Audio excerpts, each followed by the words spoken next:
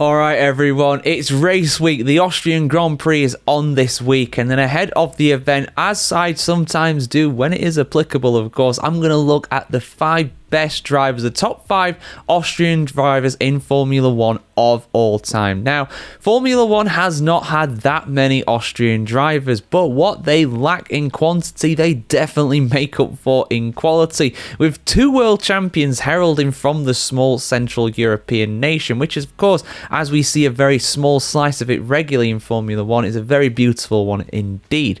But who are the best Austrians to ever race in Formula 1? Well, let's get into this top 5, guys.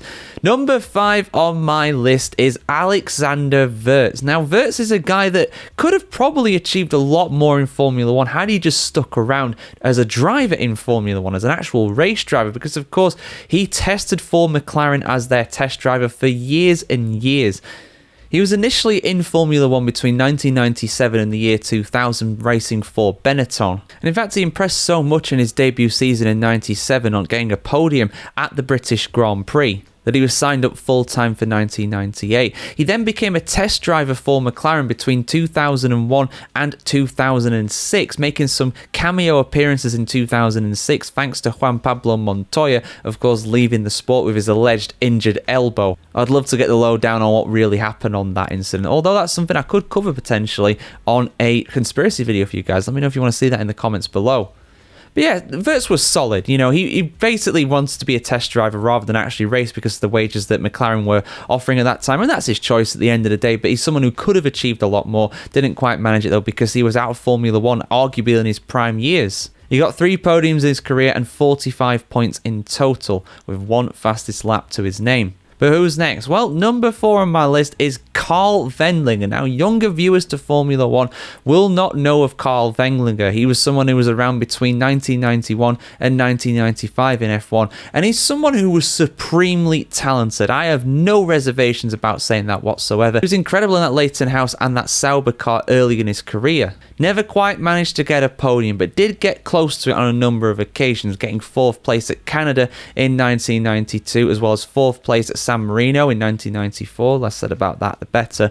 And also 4th place as well at the Italian Grand Prix in 1993. However, his career was effectively cut short, at least the prime of it was cut short, by a horrific near-fatal crash at the Monaco Grand Prix directly after Imola 1994. He did recover from his injuries, but he was never the same again. He did make some appearances for Sauber in 1995, but he was never the same again because of his injuries there. A real lost talent, someone who could have achieved a lot more. I have no doubt he could have been regularly on the podium or regularly potentially winning cars if he managed to get in the right team, but it never quite happened for him, unfortunately. But somebody who did get in the right car at the right time and achieved a lot in it was Gerhard Berger, number 3 on this list. Got 10 wins in his career between 1984 and 1997. He has the strange distinction of being the man to get both the first and final Grand Prix victories for a team, that being Benetton. He got their first win at Mexico in 1986, and he got their final win at the German Grand Prix, and his final win as well in his career in 1997. He was a real specialist around the Hockenheim ring as well. Without a doubt, one of the best number 2s at a top team ever. He got on really well with Ayrton Senna. Those two used to play pranks on each other all the time during their days at McLaren. Absolutely legendary. Don't have time to get into that during this video, but yeah, look him up at some point. Gerhard Berger was definitely a fun guy. He's always a fun guy as well to have around the paddock as well. Later on in his career, of course, after retiring, he was involved with the Red Bull program and has very much set them up for success ever since then. Now the top 2. This is so tough for me to separate these two. These 2 are, without a doubt in my opinion, 2 of the best drivers in Formula 1 history. One had their career cut short, one of them nearly had it cut short, but came back sensationally. And that is why I'm putting that guy at number 1. I'll talk about him very shortly, but let's talk about number 2. Jochen Rindt.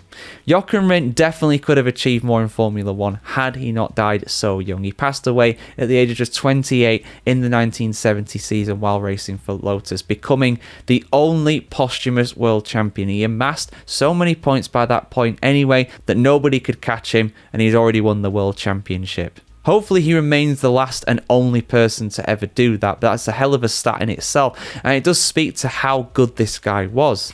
He just needed the right car, and he absolutely got it in 1974 Lotus. Incredibly, he managed to win every single race that he finished in 1970, winning the Monaco Grand Prix, then 4 in a row between the Dutch Grand Prix and the German Grand Prix that had won him the World Championship before he competed in his final Formula 1 race, his home race at the Ring in Austria. And obviously he would pass away shortly after at the Italian Grand Prix while I believe qualifying for that race. He was a supremely talented driver and someone, in my opinion, could have definitely gone on to win more World Championships. He featured in my best one-time world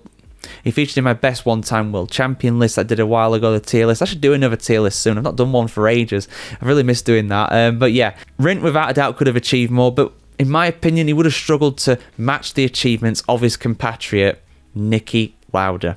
Lauda for me has to be number one on this because he won 3 World Championships, and despite literally nearly dying in 1976 at the German Grand Prix, that horrific crash, which was of course dramatised in the movie Rush. If you guys have seen that, you've seen that incident.